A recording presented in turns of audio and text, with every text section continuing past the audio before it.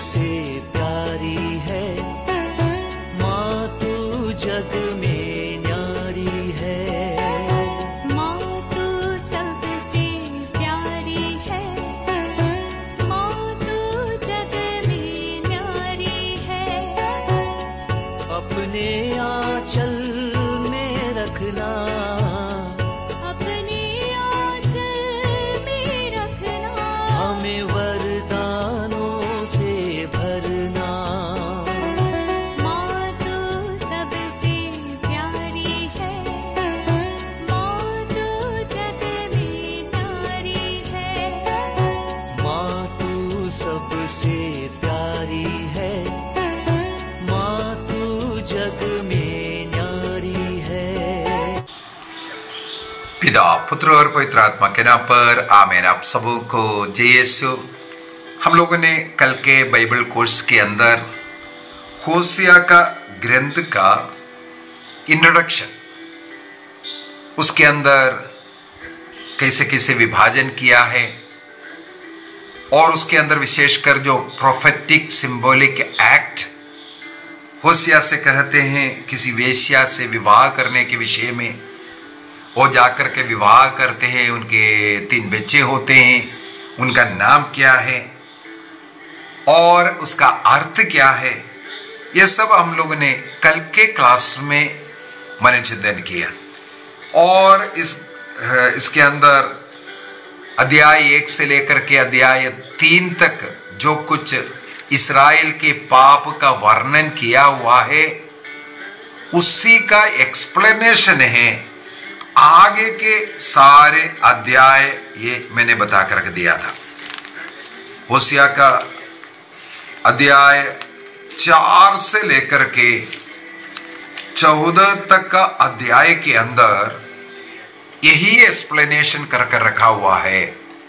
अध्याय 1 से अध्याय 3 तक जो पाप के विषय में, इस्राएल के पाप के विषय में जो वर्णन किया।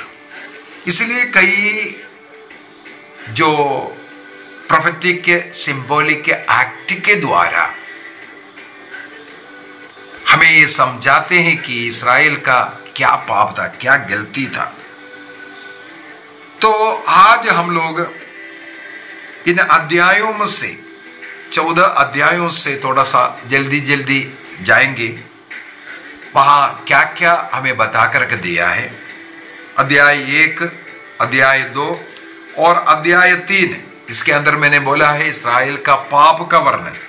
इसलिए सबसे पहले शुरू में ही वाक्य 2 में ही हम लोग यही पढ़ते हैं, होसिया को ईश्वर का वाणी सुनाई पड़ा कि जाकर के किसी वेश्या से विवाह करना और इस प्रकार जारज संतान को पैदा करो। इसका क्या कारण बोला है? हमारा ये देश, इस्राएल देश, वही कार्य कर रहा है। सत्य ईश्वर को छोड़ करके बाल देवताओं के पीछे, अशेर देवियों के पीछे ऐसे अनेकों देवताओं की पूजा कर रहा है। हर वृक्ष के नीचे अपने लिए एक भगवान को ला कर रखा है। हर पहाड़ पर उनका पूजा स्थान बनाकर रखा हुआ है। इस प्रकार सत्य जीवित ईश्वर, सृष्टिकर्ता ईश्वर, इस्राएल के एकमात्र याहवे को छोड़कर पाप के जीवन जी रहा है। तो मैंने कल के क्लास में भी बोला, इस प्रकार सत्य ईश्वर को छोड़ करके अन्य ईश्वर के पास जाने को भी व्यभिचार ये शब्द को इस्तेमाल किया। इसलिए प्रोफेटिक सिंबॉलिक एक्ट के द्वारा ये बताया। तो वहां पर हमने देखा था, सबसे पहला जो बच्चा पैदा हुआ, जारज संतान जो पैदा हुआ, उसका नाम ईश्वर ने कहा, उसका नाम इज़राइल रखना। जिस्राइल का मतलब है मैं उसे राख बना दूंगा, राख। इस प्रकार पाप के जीवन जीने वाला इस्राएल का क्या हालत करने वाला है, ये उसका उदाहरण है। ईश्वर ने इस्राएल में एक राजा को अभिषेक किया, नबी एलीशा के द्वारा, वो है राजा येहू के समय पर हमें मालूम है राजाओं का दूसरा ग्रंथ अध्याय 10 के अंदर वहां पर ओमरी डायनास्टी के द्वारा जो पाप का कड़ा भरा हुआ था उसको पूरा चूर चूर करने के विषय में हम लोग पढ़ा था। और वहां पर एक जगह का नाम है जसरेल। उस जसरेल के विषय में यहां पर नाम डाल करके बता रहा है येहू डायनास्टी के द्वारा जो ओमरी डायनास्टी को जो कदम किया था वो कार्य यहां पर बता कर दे रहा है। और दूसरी बात है, दूसरा जो बेटा जो पैदा हुआ उसका नाम है लो अम्मी। उस शब्द का अर्थ है वो तीसरा बच्चा है। दूसरा एक बेटी है, उस बेटी का है लो रुहुमा वो बेटी। मुझे उनके साथ कोई दया नहीं होगी, करुणा नहीं होगी। रहम करना, करुणा करना। तो लो रुहुमा का मतलब हो गया मुझे उनके प्रति कोई करुणा नहीं दिखाऊंगा। ये इस प्रकार उसको बोल कर दे रहा है। और तीसरा बच्चे का नाम है लो अम्मी का मतलब है वह मेरा पुत्र नहीं है, मेरा जनता नहीं है। ये सब हम लोगों को मालूम है। ईश्वर ने इस्राएल को चुना है, नियुक्त किया है, सब कुछ है। लेकिन अब सत्य ईश्वर को छोड़ करके अन्य देवी देवताओं के, पराये देवी देवताओं के पीछे जाने के कारण प्रभु उन्हें नाश करने के विषय में और उनके प्रति कोई करुणा ना दिखाने के विषय में और वो मेरा संतान नहीं है, इस प्रकार बोल करके सिखा रहा है। और उसी अध्याय में वाक्य 10 से अगर हम पढ़ेंगे वहां पर लिखा हुआ है लेकिन भविष्य में यदि ये लौट करके आएंगे तो उनके जीवन में समृद्धि होगा, मेरा जनता बनेगा, मैं उन पर करुणा दिखाएगा। ये भी उसी अध्याय में बोल करके दे रहा है। ये भी मैंने इंट्रोडक्शन क्लासेस के अंदर बोल करके दिया था। नबी के द्वारा पाप का वर्णन तो जरूर करेगा, दंड के विषय में सब भविष्यवाणी तो होगा, लेकिन आखिरी में आते आते इनका वापसी होना है, उनको आशीष देने के विषय में ही हरेक नबी के ग्रंथ के अंदर हम लोगों को पढ़ने के लिए मिलता है। और अध्याय 2 में अगर जाएंगे फिर से किस प्रकार इस्राएल पाप का जीवन जी रहा है। यहां पर एक प्रेमी प्रेमिका के बीच के जो प्रेम को दर्शाते हुए उसी प्रकार प्रेम करने के विषय में और प्रेम के जिंदगी जिस प्रकार जीना चाहिए उसी प्रकार का एक रिश्ते के विषय में समझाते हुए किस प्रकार ये इस्राएल व्यभिचार का पाप का जीवन जी रहा है। वाक्य 6 में लिखा हुआ है, अतः मैं उसके मार्गों में कांटों का घेरा लगाऊंगा और पद में दीवार खड़ा कर दूंगा करके बोल रहा है। और अध्याय 8 के अंदर वह नहीं जानती कि मैं ही उसे अन्न अंगूरी और तेल दे रहा हूं और जिस सोने चांदी से वह बाल देवता की मूर्तियां बना रही है वह भी मेरी ही उदारता से उसे मिली है। देखो, सोना चांदी किसका है? प्रभु का है, ईश्वर ने दिया है। उससे तुम अपने लिए एक बाल देवता देवदियों को मूर्ति बना रहा है क्या? इसके बाद वाक्य 9 में बोलते हैं, अतः मैं कटनी के समय अपना अनाज वापस ले लूंगा। अपना अनाज वापस लेने के विषय में अंगूर की फसल के समय अपनी अंगूरी भी मैं उसके बदन पर से अपना ऊन और छाती वापस लूंगा। जो कुछ दिया हुआ है वापस लेने के विषय में। वाक्य 14 में जाते हैं, वहां लिखा है, मैं उसे लुभा कर मरुभूमि को ले चलूंगा और उसे सांत्वना दूंगा। वहां मैं उसे उसकी धाकबारियां लौटा दूंगा। देखो, एक जगह पर उनसे छीनने के विषय में, उन्हें कष्ट पीड़ा दंड देने के विषय में, और आगे चल करके बोलते हैं मैं उसे फिर वापस लौटा दूंगा। कब? यदि वो ये दंड सुन करके प्रभु के पास वापस आएंगे, पाप छोड़ेंगे, तो उस पर दया करने वाला ईश्वर। उससे भी बढ़कर के वाक्य 16 में प्रभु की वाणी है, उस समय तुम मुझे अपना पति कहकर पुकारोगी। ध्यान से सुनना, प्रभु क्या चाहते हैं। इसके बाद कहते हैं, तुम फिर कभी मुझे अपना बाल देवता बाल का नाम नहीं लूंगा तुम्हारे मुंह से।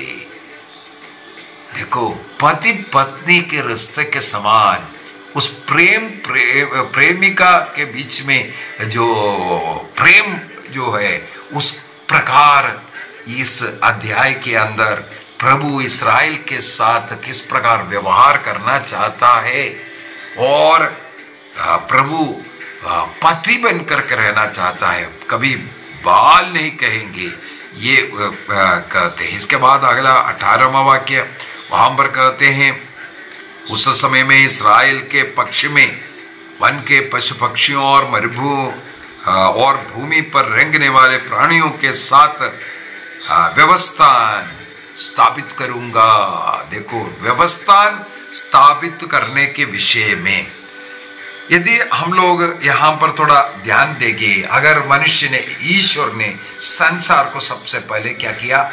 स्थापित किया, बनाया, क्रिएट किया। पाप उन तमाम सृष्टि को खत्म कर रहा है। क्रिएशन से अनक्रिएशन हो रहा है। अनक्रिएशन मतलब क्रिएशन को नष्ट कर रहा है। ईश्वर ने जो कुछ बनाया उसको नष्ट करने के विषय में। लेकिन यहां पर एक नया व्यवस्था के द्वारा प्रभु बोल रहे, मैं एक नया व्यवस्था के द्वारा तुम्हें जो कुछ नष्ट हुआ है पाप के कारण, यदि तुम मेरे पास लौट करके आएंगे मैं तुम्हें दूंगा। ये व्यवस्था कर रहा है। इसको कहते हैं रिक्रिएशन। पहले क्रिएशन, उसको पाप के कारण क्या किया? अनक्रिएशन किया, नाश किया, नष्ट किया। लेकिन प्रभु कहते हैं यदि तुम इस अवस्था में प्रभु के पास आएगा तो तुम्हें रिक्रिएट करेगा। जो कुछ नष्ट किया सब कुछ वापस देगा। उड़ाऊ पुत्र का कहानी यीशु मसीह ने इसी से उठा करके बताया। उड़ाऊ पुत्र की कहानी यीशु मसीह ने होसिया का ग्रंथ अध्याय 2 के इस भविष्यवाणी के द्वारा बताया। वहां पर भी यही हुआ। पिता के घर से गया। लूकस का सुसमाचार उसके अध्याय 15 वाक्य 11 से, जब पिता के घर को छोड़ करके गया, वाक्य 14 में हम लोग पढ़ते हैं, वहां अकाल पड़ गया। देखो, नाश हो गया, नष्ट हुआ सब कुछ। इसके बाद आगे उसको होश आता है और वो बोलता है वाक्य 17 से, मैं लौटूंगा। वाक्य 20, 21, 22 में हम लोग फिर से वही पढ़ते हैं, मैं पिता के पास लौटूंगा और वो मैं कहूंगा, पिताजी मैं तेरे और स्वर्ग के विरुद्ध अपराध किया, तेरे पुत्र कहलाने योग्य नहीं, लेकिन नौकर के समान, सेवक के समान मुझे यहां रहने दीजिए। लौटने वाला, लौटते ही पिता उससे गले लगाता, चुंबन देता है और जो कुछ उसने नष्ट करके आया लौटाता है। यही है यहां पर प्रभु कहते हैं, मैं तुम्हारे साथ एक व्यवस्था स्थापित कर रहा हूं। यही है व्यवस्था। नया व्यवस्था के विषय में हम लोगों को बाइबल के अंदर अनेकों जगहों पर यह देखने के लिए मिलता है। अनेकों जगहों पर डेविड जब वो पाप किया, व्यभिचार किया, हत्या किया, बत्शबा के साथ व्यभिचार करना, उनके पति ऊरिया का हत्या करना, ईश्वर नातान नबी को भेजा उन्हें पश्चाताप की राह में लेके आने के लिए। जो कुछ उसके द्वारा उसने नष्ट किया उसको लौटाने का कार्य है। प्रभु ईमानदार है अपने वादे पर, इसलिए नातान को भेजा और नातान के द्वारा प्रभु अपने को किस प्रकार वह अपने विधान पर रहता है, यह हम लोग देखते हैं। विधान जोड़ने वाला प्रभु निर्गमन ग्रंथ अध्याय 34 के अंदर हम लोग देखते हैं, मूसा नबी के द्वारा इस्राएल के साथ विधान जोड़ता है। इसके बाद जोशुआ का ग्रंथ में भी आखान के द्वारा जब पाप हुआ, इस्राएल आए देश से जब हार गया, वहां जोशुआ रोते हैं। वहां पर हम लोगों को देखते पढ़ने के लिए मिलता है योशुआ का ग्रंथ अध्याय 8 वाक्य 31 में, जोशुआ चैप्टर 8:31। वहां अगेन प्रभु एक नया विधान जोड़ते हैं जब लोग अपने पापों का प्रायश्चित किया। नेहमिया का ग्रंथ अध्याय 8 में भी जब बाबुल के निर्वासन के बाद यहूदा देश लौट करके आया, तब यस्रा लोगों को नियम सुनाते हैं, लोग सब उसके लिए हां करते हैं और इस प्रकार एक नया विधान वहां स्थापित किया। यही नबी सिहा का ग्रंथ अध्याय 65 वाक्य 17 में और नबी यिर्मयाह का ग्रंथ अध्याय 31 में, सब में ये नया विधान, नई आकाश, नई भूमि, नई क्रिएशन के विषय में अनेकों जगहों पर इस प्रकार हम लोगों को पढ़ने के लिए मिलता है। प्रभु चाहता है हम पापमय जीवन को त्यागो, प्रभु के पास लौट करके आओ, तब प्रभु सब कुछ हम लोगों को देने के विषय में। यदि अध्याय 2 का वाक्य 21 से अगर हम पढ़ करके जाएं, यहां सबसे उत्तम उदाहरण यहां पर प्रभु का हम लोगों के सामने रख रहा है। अध्याय 2 का वाक्य 21 से वहां पर हम लोग पढ़ते हैं, प्रभु की वाणी, मैं उस दिन उत्तर दूंगा, मैं आकाश को आदेश दूंगा कि वह पृथ्वी पर वर्षा करे, मैं भूमि को आदेश दूंगा कि वह अन्न, अंगूरी और तेल उत्पन्न करे। इसके बाद क्या लिखा है, मैं इज़राइल को धन संपन्न बनाऊंगा। पहले क्या कहा था वाक्य 3 के अंदर, 4 के अंदर, जो पहला बेटा होशिया का जो पहला बेटा, उसका नाम क्या डालना, इज़राइल डालना। इज़राइल डालने का मतलब है मैं तुम्हें राख बनाऊंगा, नष्ट करूंगा, बर्बाद करूंगा। यहां पर प्रभु बोल रहा है बर्बाद नहीं, मैं तुम्हें संपन्न बनाऊंगा। इसके बाद अगला वाक्य 23 के अंदर, मैं उसे देश की भूमि में पुनः बी दूंगा, पुनः बो दूंगा, बोना। मैं लोर हुमा से प्रेम करूंगा। देखो, लोर हुमा, मैं करुणा नहीं दिखाऊंगा, ये नाम था उस लड़की का। सेकंड होशिया का जो बेटी पैदा हुआ, उसका नाम लोर हुमा डालना। प्रभु उसे करुणा नहीं दिखाएगा, लेकिन यहां पर प्रभु बोल रहा है मैं उसे प्रेम करूंगा। अगला क्या बोल रहा है, लो अम्मी मेरी प्रजा कहकर पुकारूंगा। देखो, लो अम्मी को मेरी प्रजा है। लो अम्मी का मतलब तुम मेरा जनता नहीं है, मेरा बेटा नहीं है। तब ये सब बोलेगा तू ही मेरा ईश्वर है, एकमात्र ईश्वर है। देखो विधान यहां है, हमें लौट करके जाना है। इसका मतलब ये होशिया का ग्रंथ, पूरा नबियों का ग्रंथ हमें चेतावनी दे रहा है, हमारे जीवन के लिए एक अच्छा शिक्षा है। यहां पर जैसे इस्राएल बर्बाद हुआ, उन्हें दंड मिल रहा है, क्रिएशन को अनक्रिएशन किया, नाश किया, नष्ट किया, तब वो पश्चाताप कर रहा है, लौट रहा है, पिता की ओर मुड़ रहा है, ईश्वर की ओर मुड़ रहा है। तब प्रभु रिक्रिएट कर रहा है, पुनः उन्हें स्थापित कर रहा है।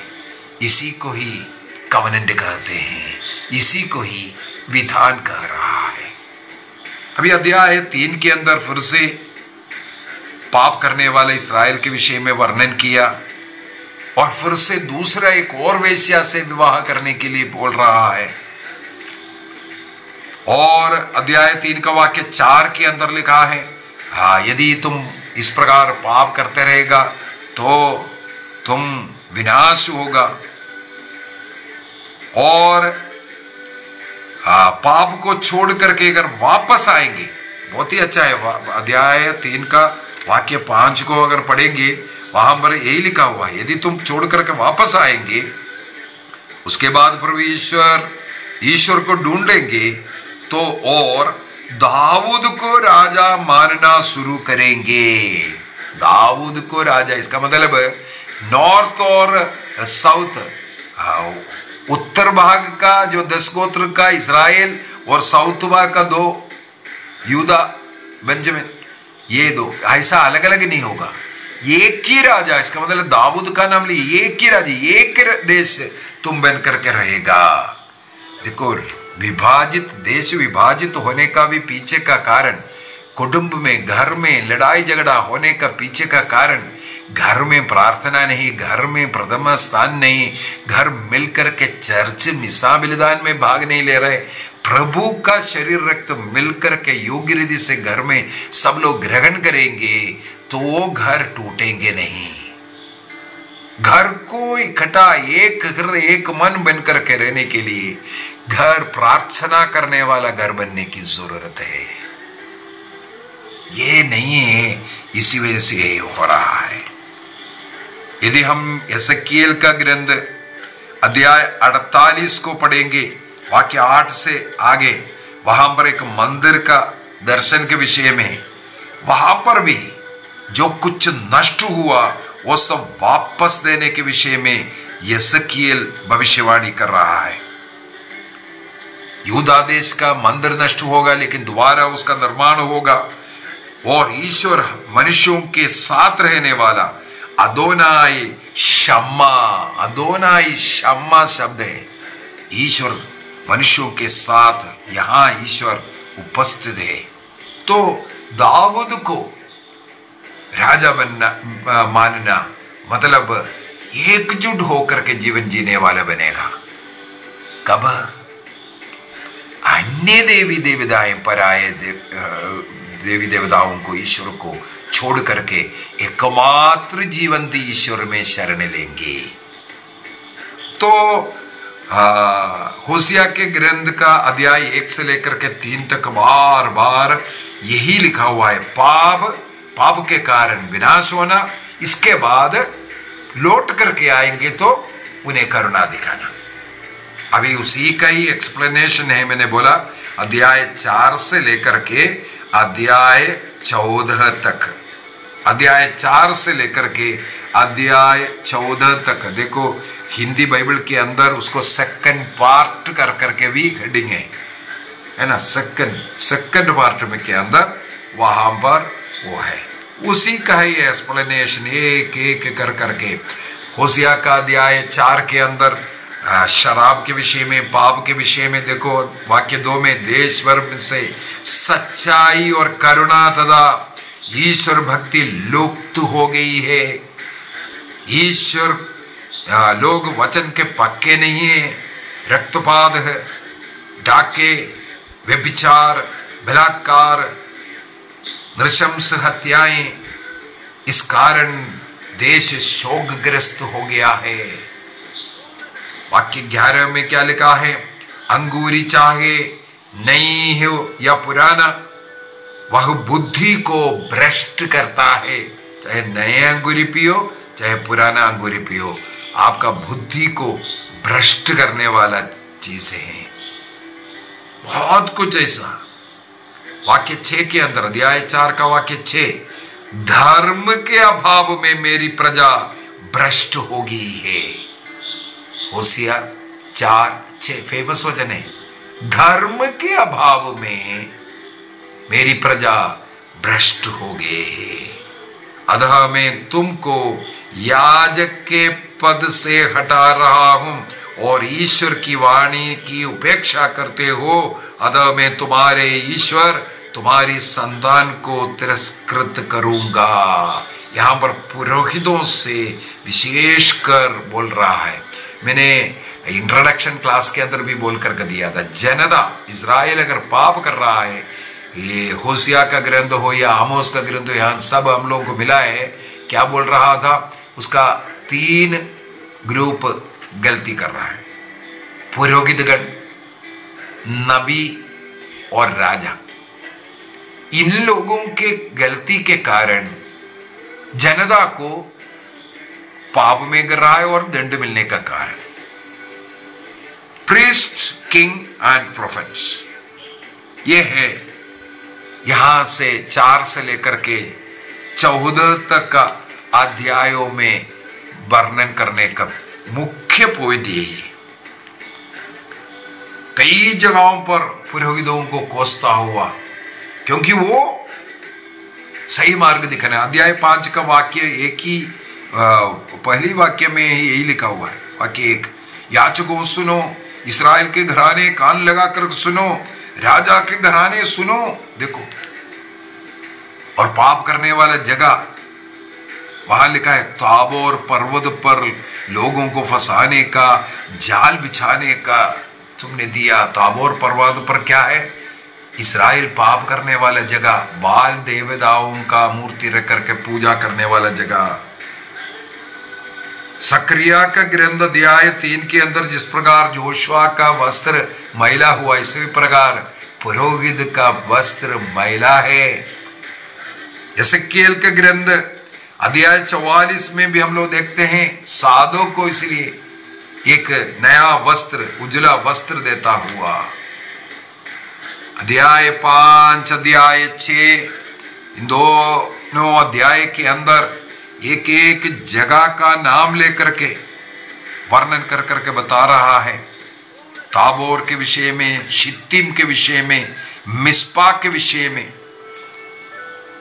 अध्याय 5 और 6 के अंदर यहां पर इस्राएल ने कैसे कैसे पाप किया, इसका एक्सप्लेनेशन किया हुआ है। हमें मालूम है मिस्पा में क्या किया? ईश्वर के राज्यत्व को जनता ने ठुकराया और मूसा से कहा तो हम लोगों के लिए एक राजा दो, इसलिए पहला राजा साउल को बनाया। तो सामुएल को बहुत दुख लगा, तो ईश्वर ने उसे कहा तुम्हें दुखी होने की जरूरत नहीं, तुम्हारा तिरस्कार नहीं, क्योंकि वो न्याय करता था। तुम्हारा तिरस्कार नहीं, बल्कि वे लोग मेरा तिरस्कार किया है। ईश्वर के राज्यत्व को तिरस्कार कर तुम जनता के बीच से राजाओं को चुनना। इस प्रकार ईश्वर के राज्यत्व को तिरस्कार करने वाला मिस्पा का नाम। और दूसरी बात है ताबोर, जैसे मैंने अभी बोला, इधर अध्याय 5 में लिखा है, ताबोर में बाल देवताओं का पूजा करना। और शित्तीम के विषय में गणना ग्रंथ अध्याय 25, वहां पर हम लोगों को पढ़ने के लिए मिलता है, शित्तीम में इस्राएल जब था तब उन्होंने एक अन्य देवी देवताओं के पूजा करना शुरू किया। वहां उनके पर्वों में जाना और उनके अन्य जाति के उनके स्त्रियों को अपने तंबुओं में लेकर के जाना, पाप करना, व्यभिचार जैसा पाप, ये सब गणना ग्रंथ अध्याय 25 में पढ़ने के लिए मिलता है। यहां पर याद दिला रहा है ये शित्तिम का ये सब पाप। अध्याय 5 का वाक्य 15 में प्रभु क्या कहते हैं? हाँ, मैंने अपने निवास स्थान के पास तब तक लौट कर रहूंगा जब तक वे अपने पापों पर पश्चाताप कर मेरी कृपा ढूंढने ना आए। इस दुर्दशा में वे मुझे खोजते रहेंगे। प्रभु चाहता है हम खोजें। हमारे जीवन में अगर दुख है, कष्ट है, विपत्ति, दुख, जो कुछ अपमान, जो कुछ हो रहा है, इसके पीछे का कारण यहां बोल कर दे रहा है, प्रभु के शरण में नहीं रहते हैं। प्रभु को अपने राजा के रूप में स्वीकार कर एकमात्र ईश्वर के साथ जुड़ा हुआ नहीं है। और अध्याय 6 का वाक्य 1 और 2 में भी, आओ हम प्रभु के पास लौटे। उसने हमको घायल किया, वही हमें चंगा करेगा। उसने हमको मारा है, वही हमारे घावों पर पट्टी बांधेगा। वह हमें 2 दिन बाद जिलाएगा, तीसरे दिन हमें उठाएगा और उसके सामने जीवित रहेंगे। आओ हम प्रभु का ज्ञान प्राप्त करने का प्रयत्न करें। देखो कितना सुंदर तरीके से यहां पर ये बोल करके दे रहा है। और अध्याय 6 का वाक्य 6, ये एक फेमस वचन है, उसको भी पढ़ लेता हूं। क्योंकि मैं बलिदान की अपेक्षा प्रेम और होम की अपेक्षा ईश्वर का ज्ञान चाहता हूं। बलिदान की अपेक्षा प्रेम चाहता हूं और होम की अपेक्षा ईश्वर का ज्ञान चाहता हूं।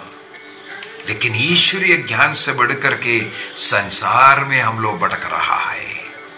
जैसे हम लोग अध्याय 2 में सीखा, उसी प्रकार यहां 2 का 14 में उन्होंने सीखा था, लौट करके आएंगे आशीष कृपा देने के विषय में। यहां पर भी इसके बाद यही बोल करके दे रहा है। और अध्याय 9 से लेकर के अध्याय 14 तक का जो अध्याय है, वहां पर इज़राइल जो मरुभूमि में जो उनको जो कुछ हुआ था उसको याद दिलाता हुआ किस प्रकार जनता ईश्वर के खिलाफ पाप करने लगे, तब उनके जीवन में किस किस प्रकार का तकलीफें, कष्ट और सांपों को काटना है सब।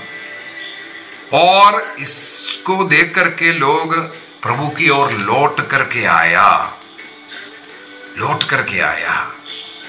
और होसिया का ग्रंथ अध्याय 11, वो भी बहुत फेमस अध्याय है।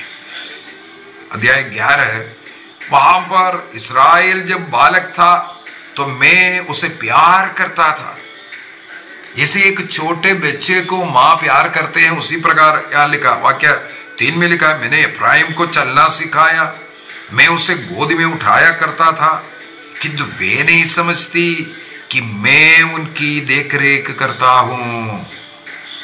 मैं उन्हें दया तथा प्रेम की भागदौड़ में टहलाता था, लेकिन वो नहीं जान रहा है मैं उसे प्यार कर रहा हूं। ये बोल करके प्रभु वाक्य 7 और 8 को पढ़ते हैं अभी। 7 और 8, मेरी प्रजा मेरे विरुद्ध विद्रोह करने को तुली है, इसलिए उसे जुए की सजा दी जाएगी जिसे कोई नहीं खोल सकेगा। इफ्राइम, मैं तुम्हें कैसे त्याग दूं? इसके बाद पूछ रहे, इस्राएल, मैं तुम्हें कैसे शत्रु के हाथों सौंप दूं? मैं तुम्हारे आदमा के समान कैसे राख में मिला दूं? मैं तुम्हें सबूई के समान कैसे भस्म करूं? मेरा हृदय नहीं मानता, मुझ में दया उमड़ जाती है। मैं अपना क्रोध भटकने नहीं दूंगा, मैं फिर एफ्राइम का विनाश नहीं करूंगा, क्योंकि मैं मनुष्य नहीं ईश्वर हूं। देखो, फिर दया दिखाने वाला, दंड दूंगा बोल करके लौट करके आओ, लौट करके आएगा तो दया दिखाने वाला, मैं मनुष्य नहीं मैं ईश्वर हूं। ये बोल करके प्रभु किस प्रकार ईश्वर विश्वस्त है, इसके विषय में बोल करके दे रहा है। प्रभु का जो मार्ग पर हमें चलना है, ये होशिया का ग्रंथ में। तो हम लोगों ने आमोस का ग्रंथ को पढ़ा और होशिया का ग्रंथ, ये दोनों मैंने बोल करके दिया था। जो सन 744-45 से जो सीरो एफ्राइमाइट क्राइसिस जो चला था, उससे जुड़ करके ये सब ये जो प्रोफेट आमोस और होशिया ने, तो उसके द्वारा किस प्रकार देश नष्ट हो रहा है, देश निर्वासन में गया और नॉर्थ पार्ट पूरा असीरिया देश खत्म किया। इसके बाद कुछ वर्षों के बाद साउथ पार्ट यूदा देश पर बाबुल आकर के आक्रमण करना, मंदिर विनाश नष्ट किया, राजमहल विनाश किया, ये सब हम लोगों को देखने के लिए मिला। तो उस समय पर ये नबी दोनों आमोस और होशिया, ये दोनों भविष्यवाणी किया। तो यहाँ पर होशिया का ग्रंथ को भी हम कदम करेंगे। अगला क्लास एक एक कर करके मीका का क्लास लेंगे।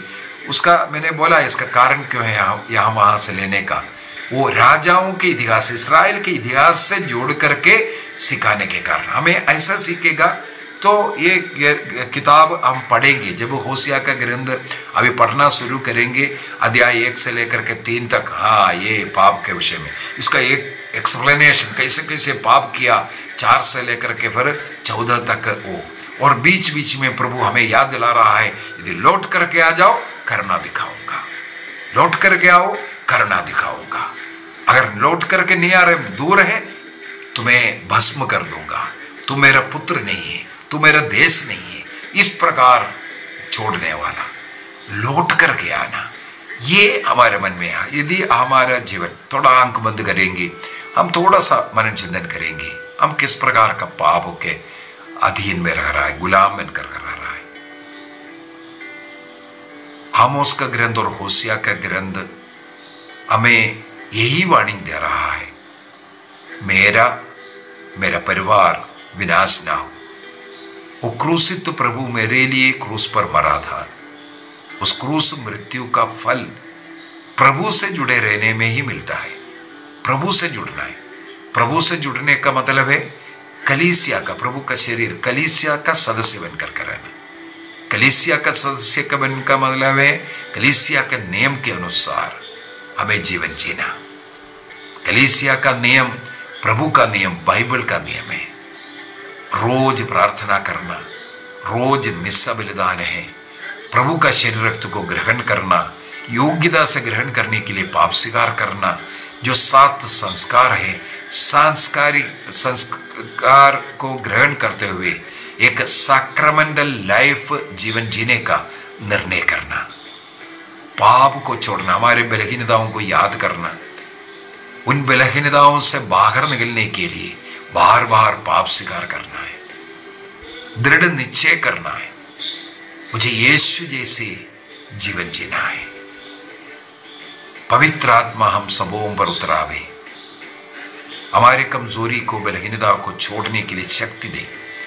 पवित्र आत्मा उतराइए, नशा छोड़ने के लिए, वासना का पाप को छोड़ने के लिए, झूठ बोलना और प्रभु की निंदा करना, प्रार्थना नहीं कर रहा है, अन्य मोबाइल या किसी अन्य चीज का एडिक्ट है, उससे बचने के लिए सब प्रभु से प्रार्थना करें। प्रभु हम सबों को आशीष दे, पिता, पुत्र और पवित्र आत्मा के नाम पर आमीन। आप सबों को जय यीशु।